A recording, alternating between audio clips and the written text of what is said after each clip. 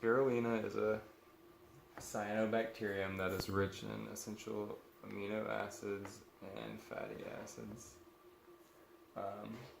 It contains many antioxidants and vitamins like vitamin C and E. It is made up of 63.3% protein,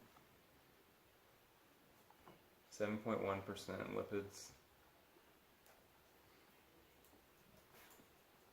and 15.2% carbohydrates. It is often found in mineral-rich alkaline lakes all across the world and is often found near volcanoes.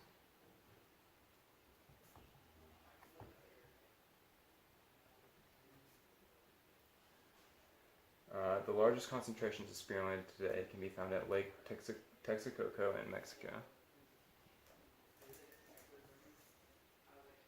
There are many claims about spirulina. A few are that it's an antioxidant and immunomodulatory.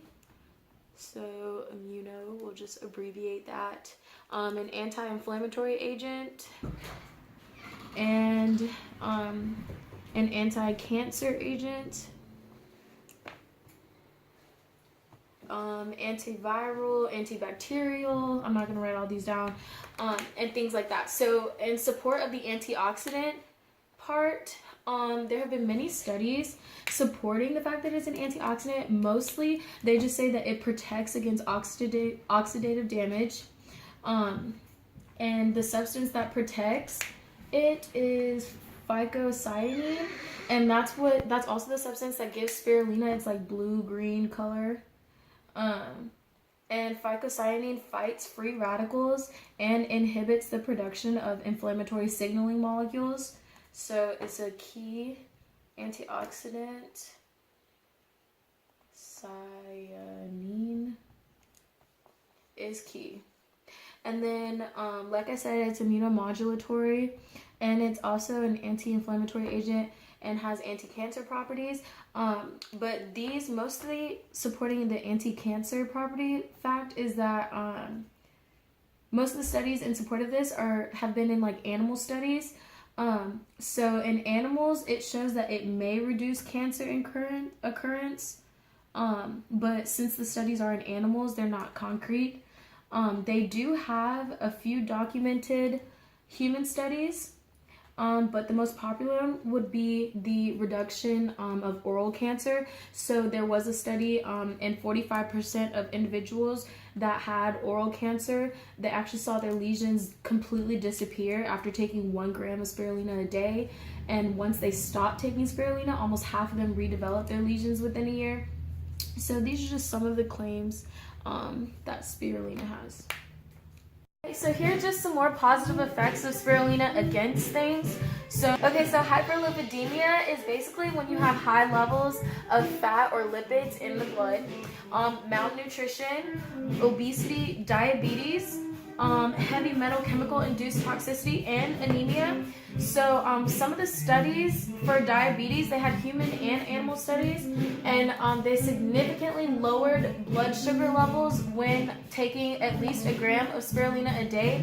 And in cases of diabetes, spirulina was actually proven to be more effective than actual diabetic medicines such as metformin. And then for anemia, there's a specific study with older people. It was 40 older people with anemia, and they were given spirulina supplements, and it increased their hemoglobin content of their red blood cells and vastly improved their immune function.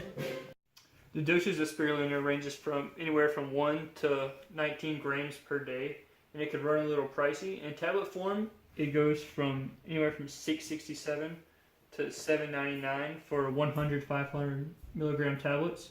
In powder form, it can range anywhere from $12.83 to $28 for 16 ounces of powder.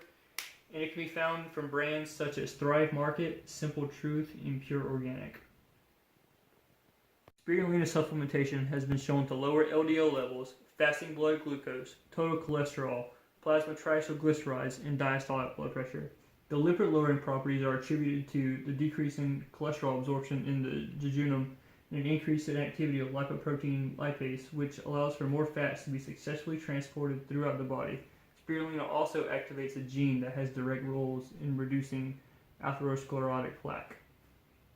Spirulina supplementation has been shown to reduce fatigue with both short and long-term supplementation. It has also been shown to increase running performance, along with increasing lipid oxidation and decreasing carbohydrate oxidation in long-term runs. The main mechanisms for these improvements are still unknown. Okay, so as far as negative side effects are concerned, there aren't really any studies to indicate that there are negative side effects.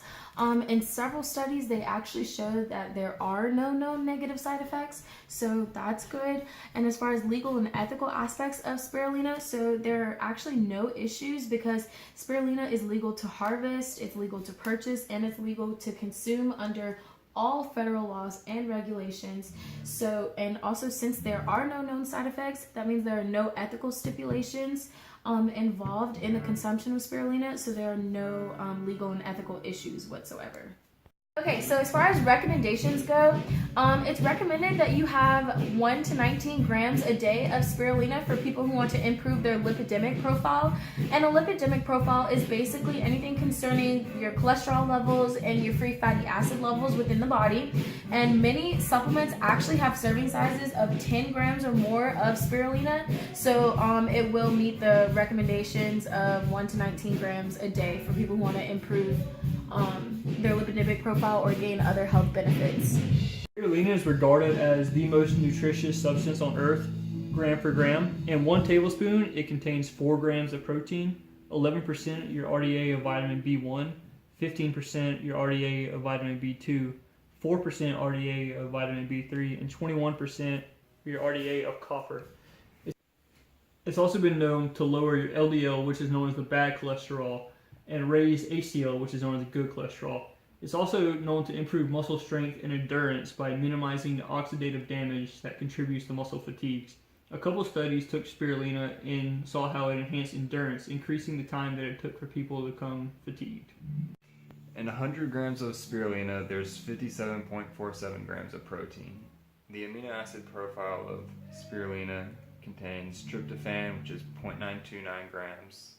There's 2.97 grams of threonine, 3.209 grams of isoleucine, 4.947 grams of leucine, 3.025 grams of lysine, 1.149 grams of methionine, 0.662 grams of cysteine, 2.777 grams of phenylalanine, 2.584 grams of tyrosine. There's 3.512 grams of valine, 4.147 grams of arginine, 1.085 grams of histidine, and there's 4.515 grams of alanine, 5.793 grams of aspartic acid, 8.386 grams of glutamic acid, 3.099 grams of glycine, 2.382 grams of proline, and 2.9988 grams of serine.